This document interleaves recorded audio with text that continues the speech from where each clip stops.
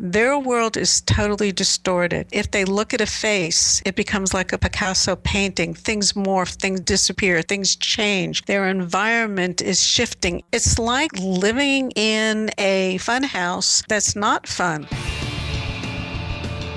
Charge up your axons, ready your receptors, and shift your lobes into upper beta phase. You are listening to Smart Drug Smarts, the podcast dedicated to helping you optimize your brain with the latest breakthroughs in neuroscience, nootropics, and psychopharmacology. Hello and welcome to Smart Drug Smarts. My name is Jesse Lawler. I am your host, and this is an Overdose Edition. Every now and then we throw in these little bonus episodes we like to call Overdose Editions. This is going to be our 5th such episode. Little bit of a shorty, won't have all the normal bumpers and outros and fanfare and musical numbers and things like that you've come to expect, but we do have a really interesting interview with a visual therapist, author, and educator by the name of Helen Irlen about something she calls the Irlen Syndrome. This is a visual perceptual problem, has to do with vision, but apparently originates in the brain, not in the eyes. Tainted with a bit of controversy, but wanted to put it out for you guys. Hear what Helen Irlen has to say and allow you to draw your own conclusions. Truncated Overdose Edition or not, we'll still give you one little bonus segment, that old fan favorite, This Week in Neuroscience. Smart Drug Smarts, This Week in Neuroscience. So keeping things somewhat on theme for this mini episode, talking about the visual system, this is an interesting study that just came out of Ohio State University. It was published in the journal Neuroimage, and according to the researchers, this is the first ever study to directly compare the way that the brain processes both 2D and depth information to turn what we see into a 3D representation of the world around us, even though obviously we're seeing things as two-dimensional images and then having to infer the depth based on context clues, things like the slight differences between the two eyes, which is called binocular disparity, and other tricks like parallax, etc. What the researchers found is that not all the information gets descrambled by our brains at the same time. Looking at the research subjects' brains through an fMRI scanner, they were actually able to identify the location of objects that were shown to the subjects in a 2D space slightly before the depth information was available. All of this feels roughly instantaneous to us as we're going about our day moving through the world, but on the other hand, we're very rarely getting sort of these isolated flashes of visual input the way that these research subjects were. The setup for this study, the volunteers were wearing 3D glasses while they were shown simple images positioned in reference to a reference dot, basically at the center of their visual field. And of course, they were in an fMRI scanner. So they would be sitting there, an image would appear, it would be somewhere above, below, left, or right of this reference dot, and also positioned either forward or behind the reference dot depth-wise, and it would take a moment for the person's brain to fully figure out what they were looking at, where it was in relation to the reference dot in the 2D sense, and then what the depth of it in the environment was. Said the study's senior author, Judy Gollum, as we move to later and later visual areas, the representations care more and more about depth in addition to the 2D location. It's as if the representations are gradually inflated from flat to 3D. As the study subjects' brains got a handle on where an object was depth-wise, it actually gave up a little bit of detail about where the object was in 2D space. But by the time the brain settled down, the researchers could tell just by looking at the fMRI data where the subject had decided that the object was.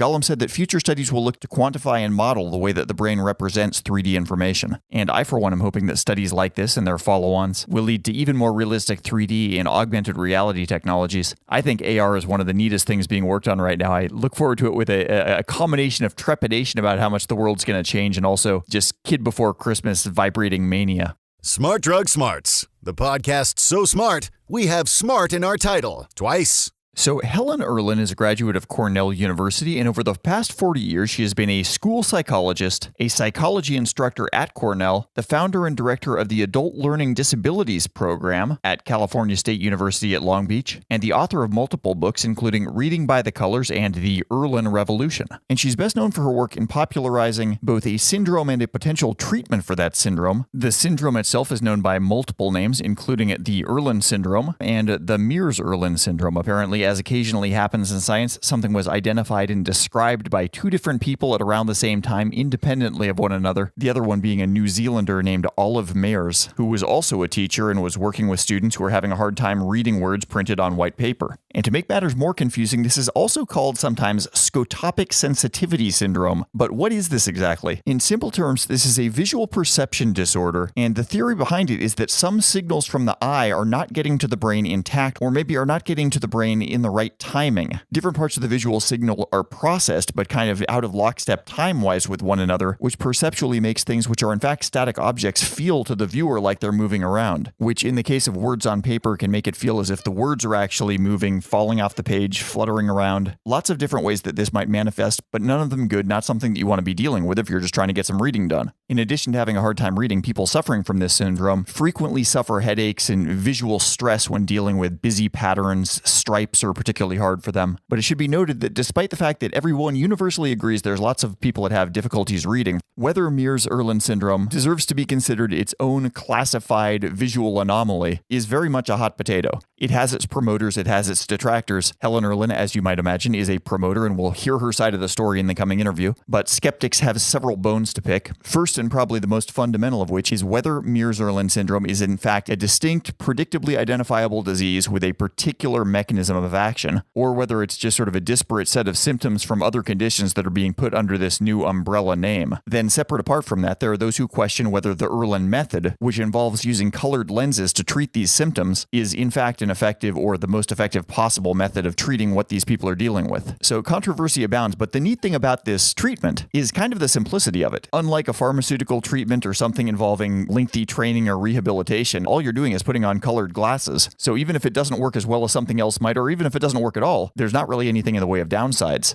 As for the general premise that visual problems can result from the brain rather than from the eyes, that's a really well-established, scientifically backed idea. A really interesting example of which, not a nice one, but an interesting one, is named Charles Bonnet syndrome, also named after the doctor who first described that. But Charles Bonnet syndrome typically occurs as people are losing their vision. This might be from something like macular degeneration or damage to the optic nerve, but the visual cortex of the brain winds up not receiving information, and in the absence of anything on the normal input channels, it kind of starts making stuff up. Psychologically normal, sane people will see things that they know aren't there but are compelling visual illusions, oftentimes faces, cartoons, things floating there, and these hallucinations don't affect any other senses, so you don't hear these things, you don't smell them, but you see them. And it's unknown how many people are affected with Charles Bonnet syndrome, because one thing that they do know about it is oftentimes people will have this and they don't talk about it because they don't want other people to know that they're seeing things because other people might think they're crazy. But anyway, just one more example of how the brain is ultimately in the driver's seat when it comes to what we are seeing.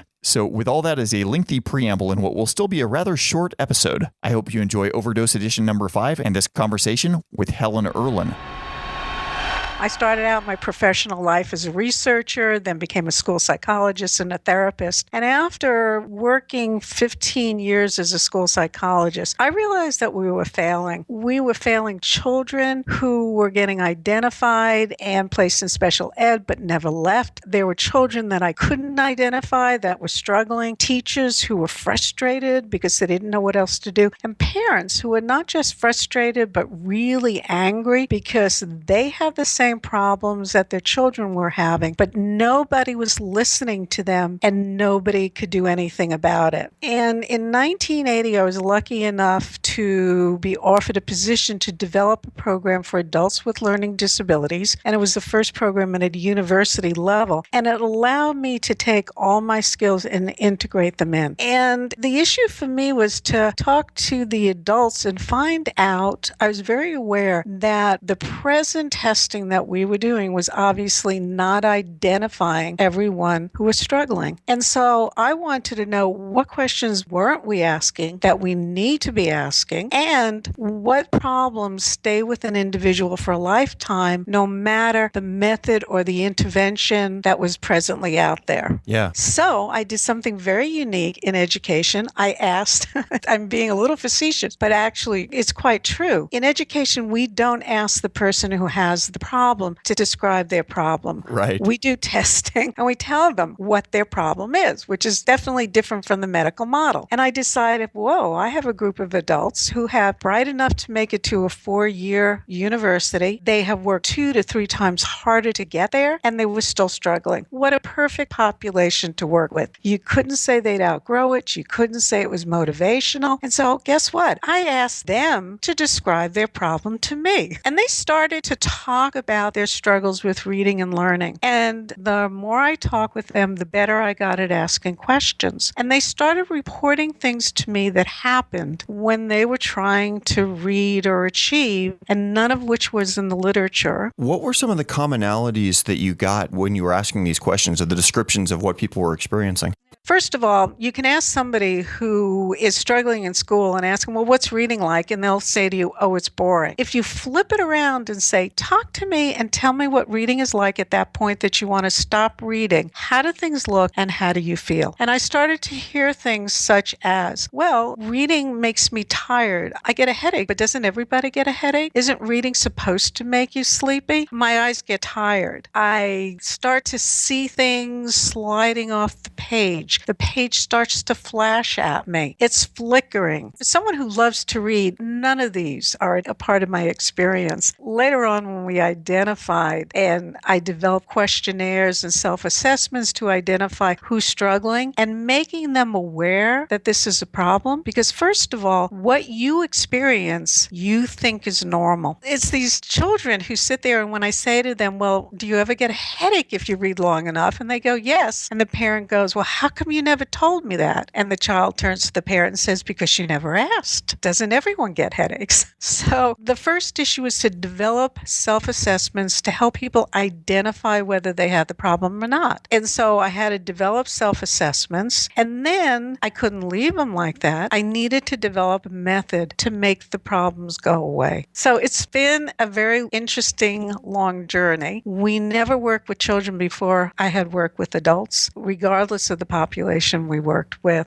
I was stopping by because I was thinking of one of the stories about one of the clients who came in to see me, who was brought by her sister, who had been an A student, had come in, had the advantage of this wonderful solution, and we'll talk about it later, using colored filters, and then went on to UCLA as an A student and turned to her brother and said, you need to go see Helen. And he looked at her and he said, no, you're the A student. I'm in law school. I'm bright. Anyway, he failed the bar the first time. He failed it the second time. Before he took it the third time, he was marched in by his father and his sister on either side. And when I asked him to describe reading, he said, well, yeah, I get tired, and after a page, I start drinking coffee nonstop. And after about 4 pages, I hold my eyelids open in order to continue reading and to even realize what a price you are paying and how that affects not just your performance, but also affects your health and well-being and can contribute to a myriad of physical symptoms. Is this condition, as you understand it, sort of a Boolean thing where you either have it or you don't? Or is it something that's sort of a spectrum disorder where somebody could have it less or more than somebody else, but still being essentially the same condition? Well, we have a population that does not have it at all. And then if you do have it, it is on a sliding scale. And I think it's interesting because I have to come back and say,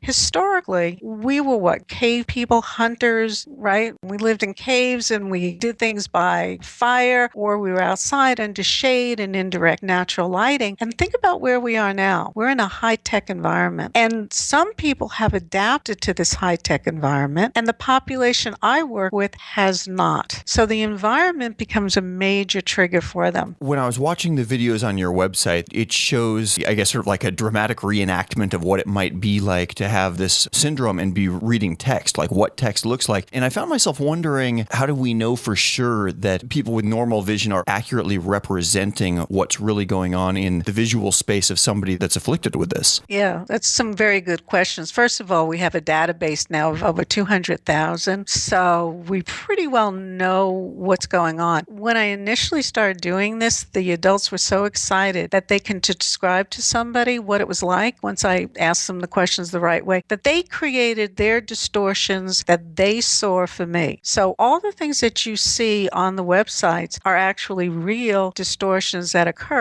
for people who have this problem. We couldn't create all of them because there's a whole myriad of things happening. But putting it in perspective, think about it this way. Think about the fact that we only think about vision as related to eyesight. But you can have a visual cortex, which has the largest real estate in the brain, and it doesn't like to sit idle. But yet we haven't paid attention to the visual cortex in terms of its importance. Okay, so we need to think about the fact that vision trumps all other senses, that 70% at least of the information we take in is visual. And it's kind of not read by the eye, read and processed by the brain. And we have never taken it to that point. You actually see what your brain wants you to see. So think about an optical illusion for a minute. You look at an optical illusion, you know that it's not supposed to be moving, but it's moving. And it's happening in your brain in the V5 area of your brain. When we were able to start looking at brain scans, we found that the individuals who have this problem, the world becomes like an optical illusion for them under certain environmental conditions that are triggers. When we put black print on white paper, the white wasn't supposed to be competing with the black, so that you look at something and then the white would go, hi, here I am, and pop out. And then you have to refocus back on the black. And then the white flickers at you and you look at that. None of those things were supposed to be happening, but they do happen. And it's very similar to an optical illusion. There's that thing, I think it's called a Moore pattern or a Moire pattern. It's one of those optical illusions that everybody sees, where if you have like two sets of concentric circles and you move them one across the other, you see what appears to be all this organic movement. And it almost sounds from what you're describing like that's what people that have this condition, that's what they're seeing with regular text. Yes, absolutely. And other kinds of things. But it's not just text. Well, let's take it into a high-tech world today. First of all, realize how much time we're spending on computers, iPads, iPhones, tablets today, how much time we spend under fluorescent lighting. And these are all triggers for the brain of the population that I work with who, for some reason, hasn't adapted to this high-tech world that we're living in today. And that's what's creating the optical illusions, whether they're trying to read or see things on a computer or a tablet or in classrooms on whiteboards. And when you double it up and say, my goodness, we have high contrast, we're on high-tech devices or even a book, and then we're adding fluorescent lights, and the fluorescent lights have gotten brighter and brighter and brighter since World War II, we just created the most stressful situation for those people I work with for their brains. That we're putting them under stress and then saying to them, you must perform and you have to keep doing it for a length of time. And you should be able to do it easily and effortlessly because we have this wonderful majority of the population out there who isn't stressed. So what they've done is created their ideal environment. They're not bothered at all by fluorescent lights. They're not bothered by computer screens too, which have gotten brighter and brighter. They're not bothered by whiteboards. And they can continue, I do it, I read for 8 hours without ever looking up or stopping. I could spend that much time on a computer screen, and I'm the majority of the population, so I think everyone's like me, and I've created my ideal environment. It's just the worst for the population I work with. Does this seem to be a genetically heritable trait? Is this something that you see passed on among families? When we test children, we always have one of the parent there, and we test the parent as well. Plus, there's been 2 studies done on hereditary, and it is definitely hereditary, and it runs equally male-female. You can get it from one parent or both, which is wonderful when I work with children because I can say, this is not your fault. You get to blame your mom or your dad or both. Right. But you can acquire this syndrome. You can acquire. That's interesting. Yeah, you can acquire it. Typically, some of the issues that we see frequently here is concussions and head injuries. So we also work with NFL players, professional ice skaters, cheerleaders, kids who are in sports. Now we've seen over 300 Marines who have been experiencing head trauma through blast injuries in Iraq and Afghanistan and are seeing us after every other type of medical intervention and medication and everything else that have tried, and they're living with constant and chronic headaches every minute of every day of their lives that peak to migraines 2 to 3 times a day to 2 to 3 times a week, that they also may have a whole host of other physical symptoms, including dizziness and nausea and brain fog and anxiety and depression, and it affects the whole array of their ability to function. It can affect coordination, it can affect balance, it can affect driving, it affects their obviously performance and how they feel. And we've been able to eliminate the headaches and migraines, improve their performance, and obviously take the stress off the immune system and improve their health and well-being. So then there's a lot of other related symptoms that really don't have anything to do with print on a page or are totally unrelated to reading. Absolutely. It's interesting. I mean, reading was where we started out, and reading still is a key component because everyone today still has to read. But it's expanded to the fact that it can affect depth perception, coordination and balance in your environment. It can affect your driving that you're unsure about, turning left in front of oncoming traffic, changing lanes. It can affect that glare is a problem for you. So there's these host of symptoms, but one symptom that wouldn't exist is just getting a bad grade on a vision test. Like you go into the DMV, they put those letters up and they say read line 4. People would be able to perform normally on that? Yes. And it's not picked up by vision testing. Wow, that seems like a major, I was going to say blind spot in those tests. And if somebody knows enough or is aware, as I said, most people aren't aware of their symptoms till you ask the right question, and they happen to say while they're getting the vision test, well, that's better, but it's still moving. Mm-hmm. They don't get any response. That's not part of what happens with an abnormality of the human eye. That's more related to the brain. Yeah, it just doesn't fit the paradigm. It doesn't fit the paradigm at all. Yeah, this is more of a problem with the brain. So what do you use then as sort of your quick litmus test to see whether somebody sort of is a plausible candidate that they're dealing with this? Yeah, we have self-tests online. So on the website, Irlen.com. And so we have short and long self-tests for Irlen syndrome so that they can tell. One of the key things, and it's an interesting concept to think about, is a lot of people are aware that they're light sensitive. So when they go outside in bright sun, they go for sunglasses. And if they didn't go for sunglasses, it may trigger an array of physical symptoms. That's why they wear sunglasses. What they're not aware of, because it's not an immediate trigger, is the same physical symptoms are being created by bright lights, fluorescent lights, headlights at night, white paper, reading, doing any visually intensive activities, certain patterns even,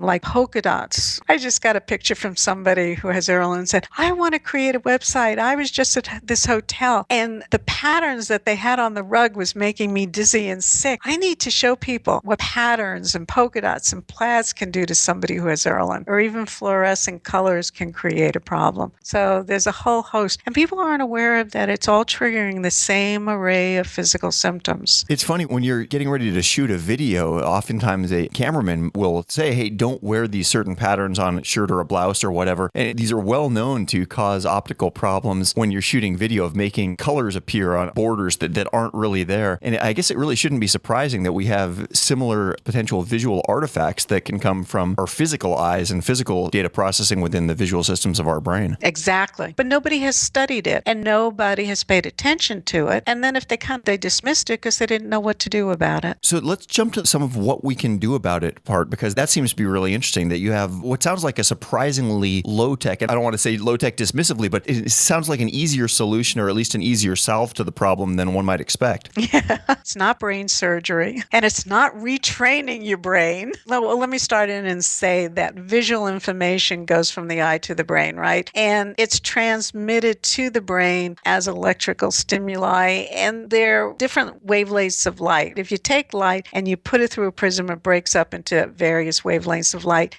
traveling at different speeds. And for the population we work with, some of those colors or wavelengths of light, the timing is off. And to get technical, it's between the magno and the parva cells. It's that coordination between the excitation cells and the inhibitory cells, so that certain of those wavelengths, by the time they reach the brain, they're out of sync. And it's like static for the brain. And that's what's creating the problem. So what I've done is revolutionary in the sense that I've just created colored filters that you can wear that filter out. And the technology is not the color filter, it's the diagnosis of what's happening with your brain, because everybody's brain is different. Just like we have all different fingerprints, we all have very different brains. So we have to figure out which of those colors or wavelengths of light that the timing is off and filter just those. And for each one we need to filter, we need to also determine how much we need to filter it. And that's then becomes a color where we're working with different filtering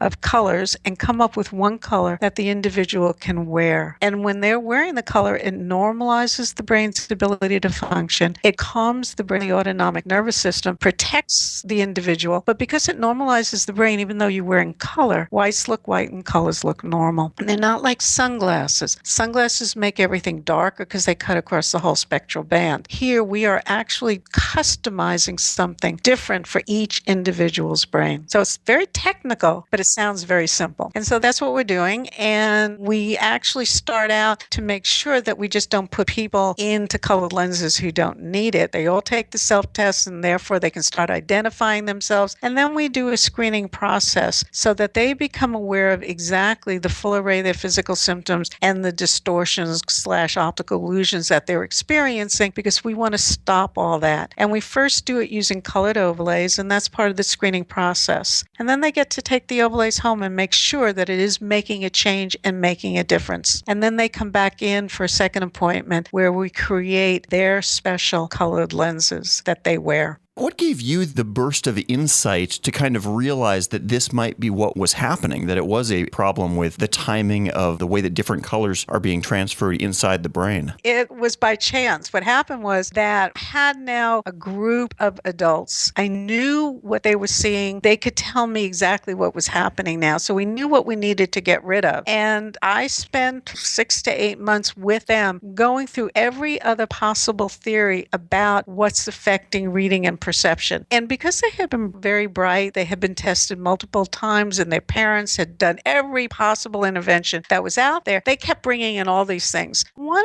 concept was that you had to train a dominant eye. And what they used to train a dominant eye was red-green glasses and a red overlay. The green-red blocked out that eye, so even though you had two eyes open, you were reading with just one eye. And they felt, see, look at how much better things are. We're training this eye. Well, when I started playing around with these red-green glasses and a red overlay, when we put it down, one person looked at me and said, Helen, you know, we've been talking about things moving. The red overlay has helped and things aren't moving as much. And that was the insight. And I ran with that. Someone said, right, the best discoveries are by chance. And then we went ahead and expanded that and worked with it and started having them track differences and started doing research. And it wasn't until much later that the brain research came about and gave a theory behind what we were doing. And in research, it doesn't work that way typically. You have to have a theory, and it has to have been a theory, been out there, and it has to be proven. And therefore, we never discover anything new. So I discovered something new, and then the theory became about years and years later based on all the brain research.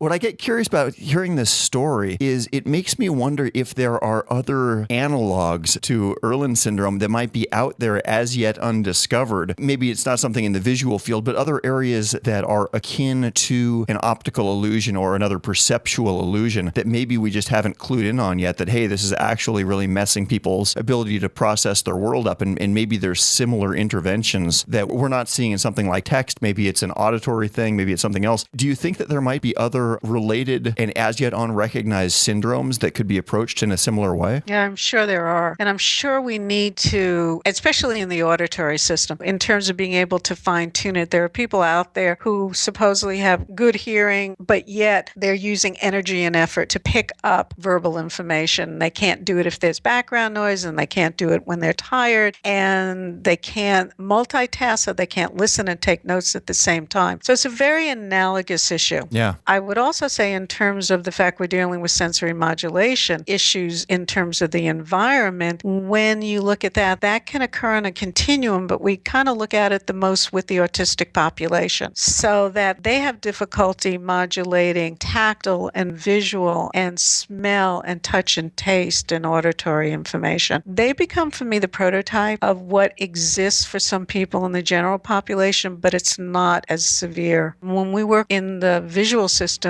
with those with autism, their world is totally distorted. If they look at a face, it becomes like a Picasso painting. Things morph, things disappear, things change. They can't pick up facial features. Their environment is shifting in and out. It's dropping down on them. It's like living in a fun house that's not fun at all. And it makes sense that they would want to close it out. So talking about this whole issue, even with autism, the sensory issues are relegated to a lower level of importance. Everyone's looking at other issues, but the people themselves who have this problem, who have autism, says, don't try to change my behavior. Find out what's causing the problem and eliminate that, and my behavior will automatically change. I love that idea. That's powerful in its simplicity. And that's what we're trying to do here. I mean, I have kids that look and adults who look ADD and ADHD. And what are they? They're medicated. Well, that's not really what's going on. So about a third of those are being inappropriately medicated because they really have Irlen and their environment is causing them to look like they have ADD or they're inattentive when they're really just getting tired or fatigued under the fluorescent lights, where they can't look at the teacher. So they're inattentive because they feel active and fidgety because of the lighting and having to constantly take breaks if they're reading. They're getting labeled, and it's a mislabel. What percentage of the population overall do you think is afflicted with this?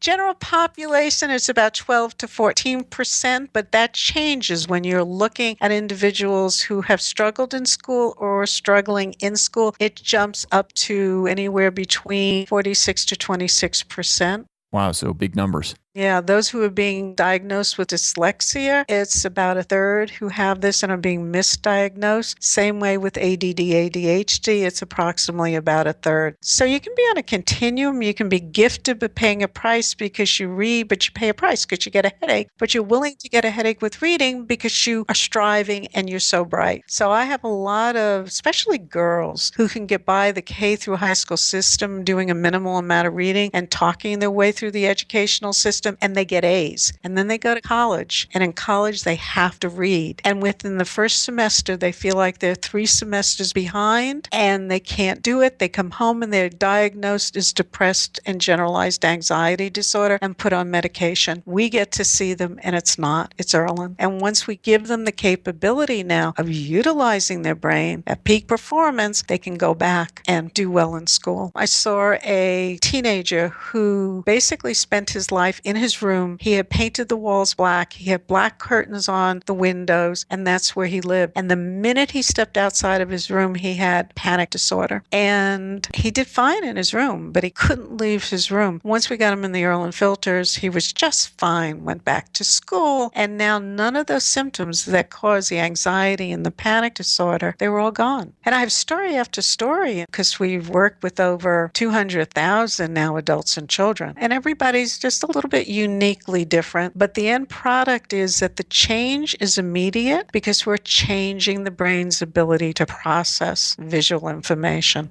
Is this something where, like with traditional glasses, you would need to get your prescription changed every couple of years? Does the prescription for the Irlen filters change? Yes, it can, because as the brain calms down, there can be a shift. Hormones affect it. So growth hormones will affect color change. So we have people come back once a year just for a filter check to make sure it's optimal, and they can then perform without extra effort and energy, and they're well protected from their environment.